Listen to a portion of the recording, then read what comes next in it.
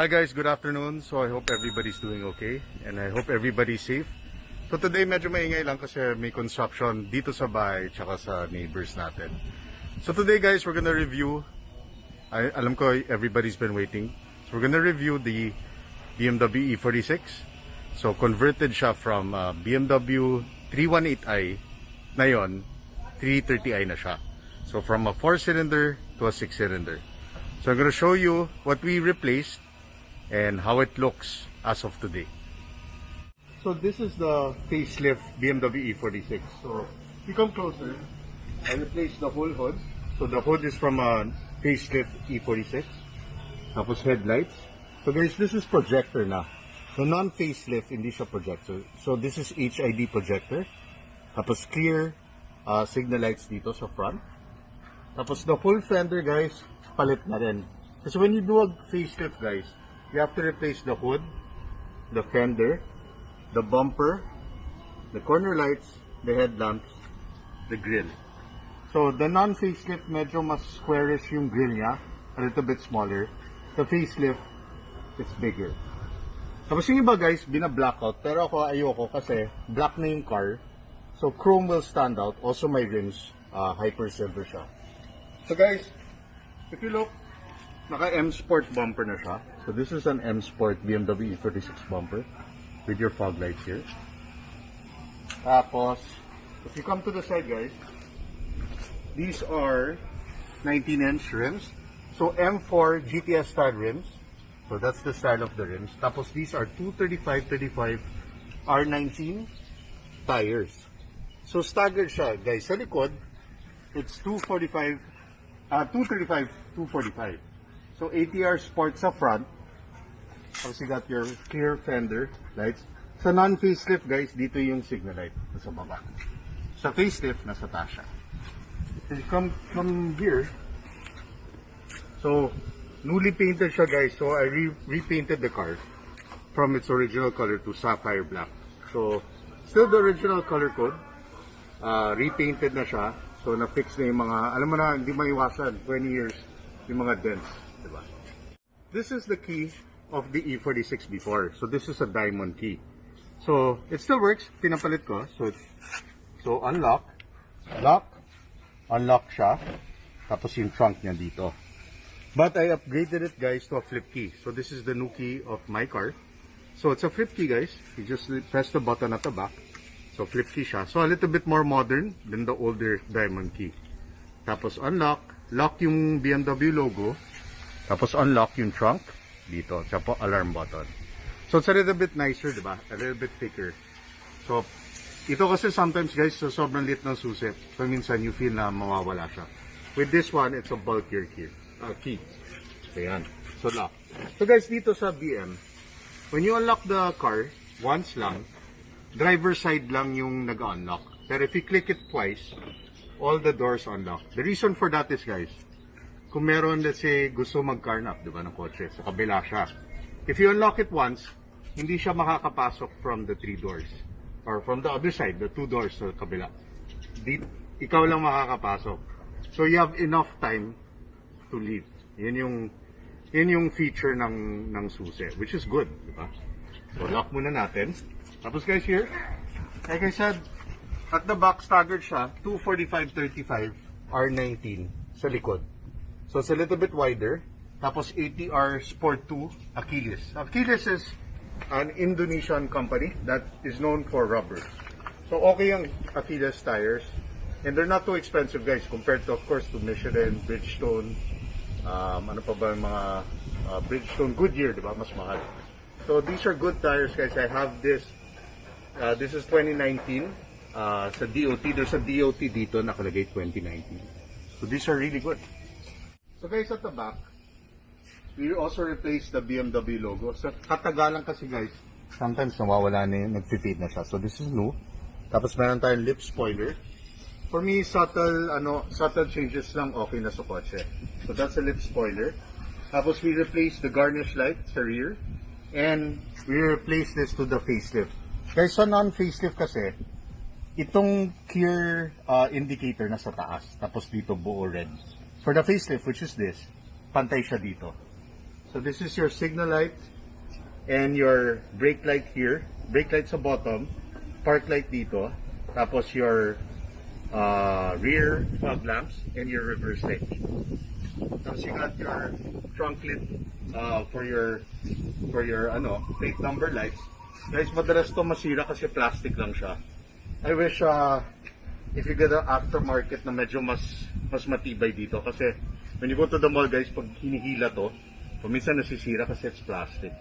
So that's a common thing sa mga BMW E46.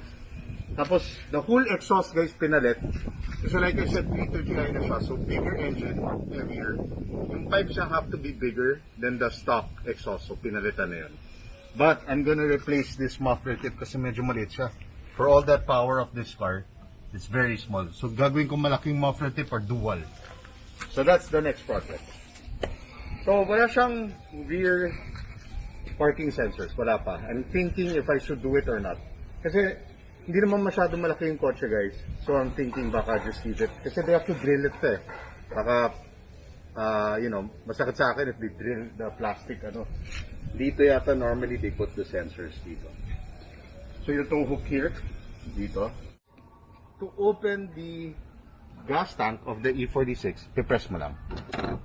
Okay? To lock lang. So I use 95 octane.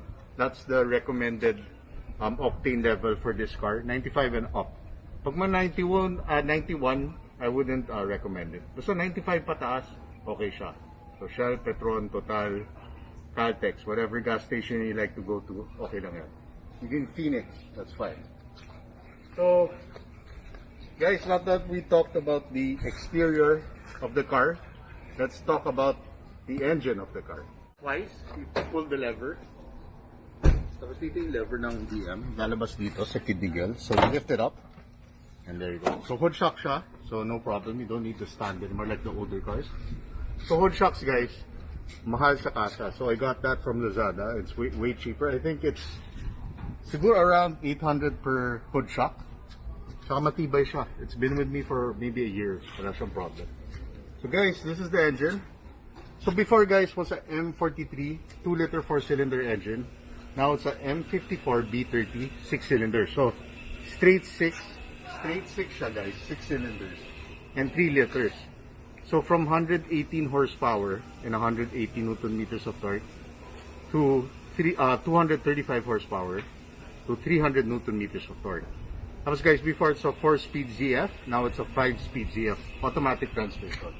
So if you look at the engine, it's way bigger. Before guys, yung 4-cylinder was maraming space dito sa gitna. Tapos yung oil filter was at the bottom. Dito, everything's nasa taas. So this is the oil filter guys. This is your power steering fluid on top. You got your expansion tap here. So your coolant tank nasa taas. At tapos yung brake fluid mo. So if you're gonna work on this car guys, medyo madali lang siya. Even the belts are all in the front. Tatanggalin mo lang to. So the pulleys, the tensioner, lahat nasa harap. Even the compressor, the alternator. So guys, like I said, 118 to 235. So basically double the power. And 120 Newton meters of torque. So with all that power coming from the rear of the car, kasi rear wheel drive ang mga BMWs, especially the older ones. And like the newer cars now, yung mga 1 series, those are front wheel drive based on Mini Coopers. So guys, when you upgrade an engine, just advice lang personally, replace all your bushings kung kailangan. Kasi guys, when I got the car, there were konting issues lang with bushings. So nagpalit ako ng sway bar bushing guys, so that's underneath the car. So they're not that expensive. I think I paid 500 for each, so 1,000 pesos. Tapos I replaced the stab link. I replaced the lower control arm bushing. So yung control arm yan may ball joints sa harap. Tapos sa likod guys, there's bushings yan. So palitan yun na yan. Tapos of course your front shocks palitan. And tomorrow guys, papalitan ko ito. So ito, shock mounts. So guys, 19 years na yun lang bumigay yung shock mounts ko. So that's not bad. So yan, front shock mounts yan. Papalitan mo yan. So I think I paid 1,700. Lemforder guys. So Lemforder, my front shocks are Bilstein. My rear shocks are Sachs. Tapos guys, yung radiator, brand new siya, that's bare. Bare siya, ito yung rad eh. After the fan, makikita mo, yun yung radiator. Tapos I replaced the MAF sensor guys also. Tapos, brake booster, palit ako. Cylinder, master cylinder, palit. Tapos you have to buy your DOT4 brake fluid for BMWs or Euro cars. So yan guys. So I kind of replaced a lot of parts but okay lang. I'm also gonna replace tomorrow guys is the rear bushing ng differential. So yung rear differential guys pinalit ko. So pag yung power, pag umapa ka, umahatak, diba? Kasi rear wheel drive. Ang problem is bushings help support the rear differential. So akin medyo may ingay ng konti. So you have to replace that. That's a must. I also replaced the steering coupling. So it's a part, I think it's around 4,000. I forgot if it's limp order. Pero it's a rubber part na parang bilog na meron siyang metal on the side. I'm gonna show you a photo of that in the video. So don't worry how it looks. Para makita niyo yung paano magpalit ng ganun. So it's a small part lang guys. Pero it's a crucial part, especially when you steer. Kasi nag-iingay siya ng konti. So papalitan mo yan. So that's what I replaced. And this is the M54, like I said, one of the best engines, awarded back in the day as the top 10 engines in the world. So it's a really good engine, sounds great. BMW is known for straight 6 engines. So guys, kung mag-upgrade kayo, I recommend M54 or M52 engines talaga for E46. Okay. So this is the interior of the BMW E46. So this guys, the steering wheel hindi ko pa pinalitan but I will replace it soon. So I'm gonna get the M Sport steering wheel na 3 spokes, so tatlo siya. So this is the original one. I'll replace that. But it's very simple guys yung E46. So you got your radio. So this is a upgraded radio na guys. So blow punk stereo, single din. Tapos bumili ako ng frame dito. Tapos this is your AC control. So a single zone climate control siya. So you got your zones here. Tapos your temp here. So you could adjust yung temperature. Your fan speed guys dito. Tapos your, your defogger, front and rear defogger. So guys, ito pinalit ko yesterday lang. Nakabili ako online. So this is where you keep your coins or whatever, your wallets. Madalas to masira guys kasi plastic nga to. So throughout the years nagka-crack rin siya. So I changed that. Tapos guys, ito. So cup holders, your coin holder. Lazada guys, 861 pesos. So, feeling ko on November 11, mas mura pa to. So, I think this is worth it. Kasi, instead of repainting it and buying siguro online, mas mahal pa to. So, this one's 861. This also, guys, came from Lazada. I did it myself. I bought the part. Tapos, you just use a flat screwdriver. Tatanggalin mo. Tapos, may switch sa likod. Unplug mo lang, then plug it back with this. So this is your hazard light, guys, and your unlock and lock. So this is over a year, walang problema. So and mura guys, 300. I think it was a little over 300 pesos. So sulit siya. So not all parts ng BM mahal, guys. It's just a matter of saan ka bibili ng pyesa. I always tell people kung bibili sila ng second-hand German cars, always ask people who actually own it. Tapos tanong mo saan sila bumibili. The front interior lights, pinalit ko ng LED. So, puti na siya. Di ba, original yan is warm. So, puti. Even at the back, guys, if you could see, sa likod, ganun rin. Sa likod. So, tatlo yan, guys. Tapos, what else? So, you got your gauge cluster. I had to replace my gauge cluster. Kasi, pag nagpalit ka ng makina, it has to, I guess the computer system has to read a different gauge cluster.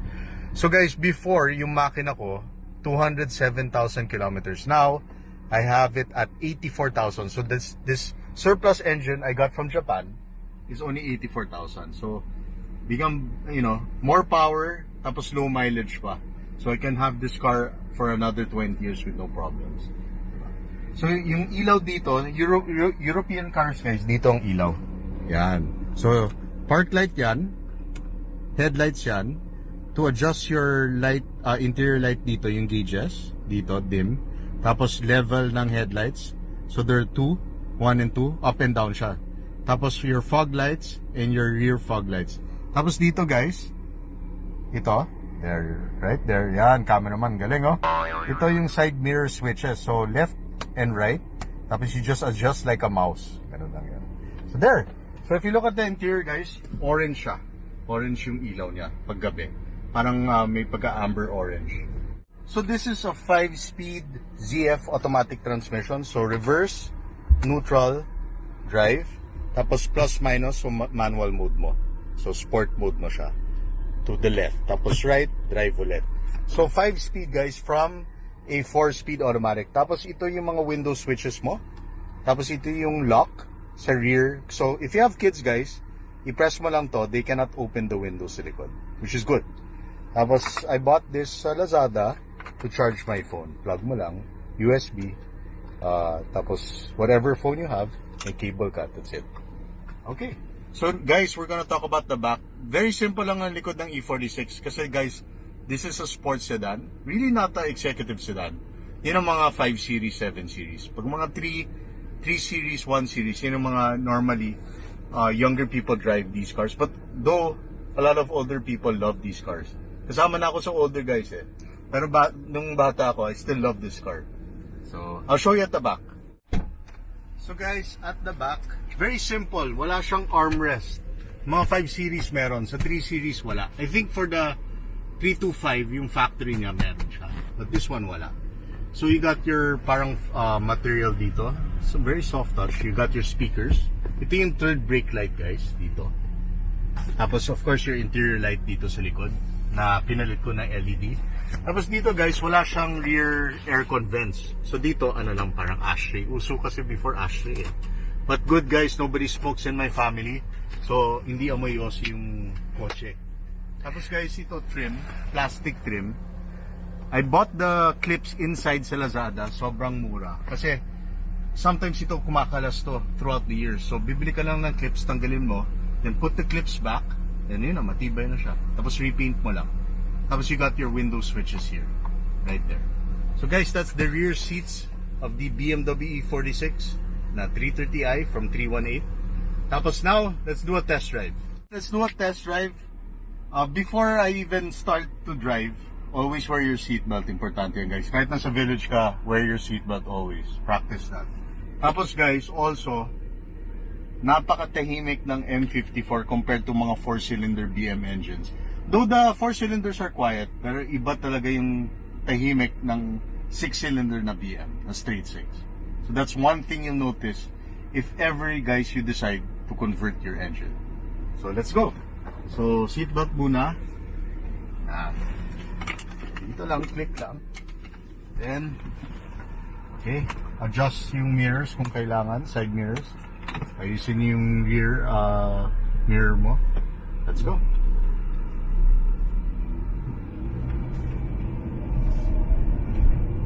So transmission is super smooth. 5-speed ZF transmission. BMWs are known for ZF transmission, and ZF as a company is known all over the car industry guys. You know, Jaguar uses them. Ang daming car companies. Alfa Romeo uses ZF. It's such a great transmission you know, kit basically. So a lot of companies use it. It's tried and tested.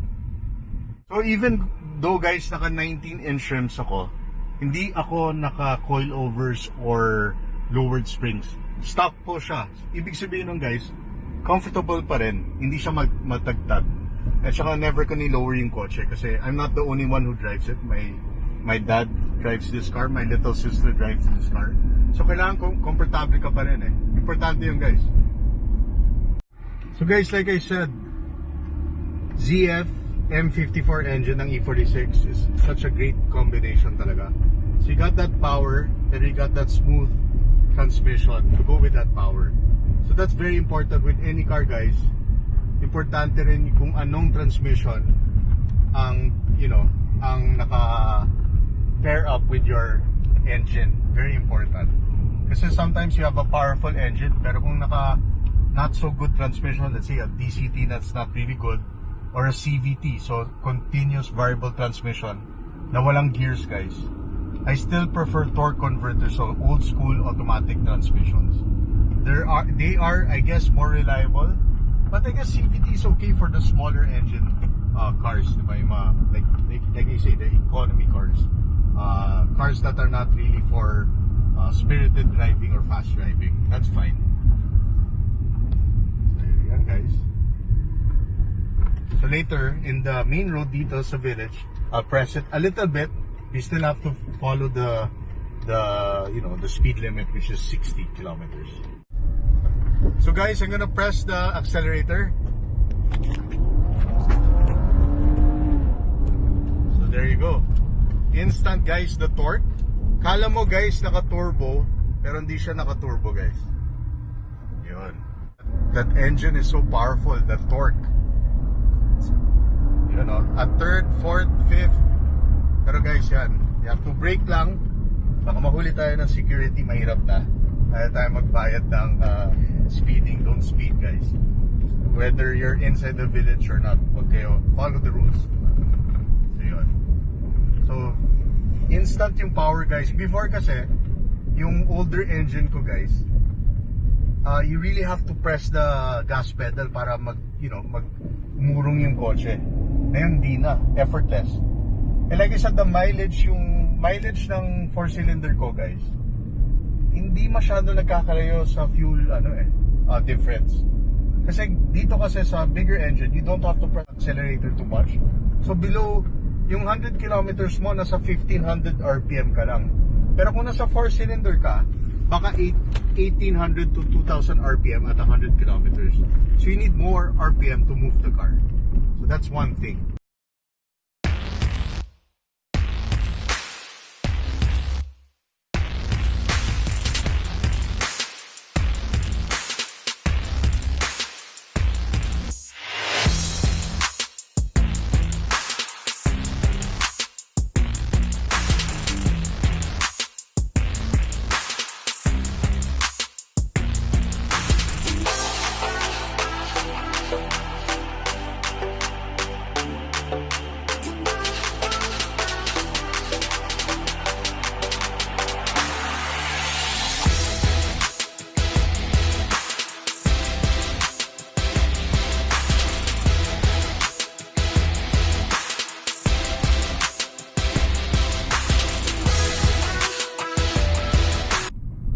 Guys, I hope you like the review of the BMW E46. Like I said guys, I had this car for almost 20 years. And the reason why I had this converted is because I will never sell this car guys. So this will be passed on from generation to generation. And of course, because marami akong memories with my mom, with my dad, with my brothers and sisters. Diba? So for me, this is a car for keeps. So for me, if you ask me, is it worth converting? Yes, very much so. Especially kung first owner car ka. Even though, let's say you're a second car owner, tapos mura mo naman binili yung kotse, just set aside a good amount of money to have it replaced. Or rebuild an older engine, that's okay also. So I hope you liked the BMW 46 video. So before I close the video, I just wanna say thank you for everybody who's been subscribing. I do really appreciate it. Tapos I want to give a shout out to Dominga Bakoko. She's from Niagara Falls, Canada. So shout out to you. I hope you're doing okay. And for everybody I missed giving a shout out to all you guys, especially OFWs and everybody's working abroad and some are away from their families. So I think it's tough, especially na COVID, diba? So I hope you guys are safe and I hope next year will be a better year for everyone. So take care guys. God bless.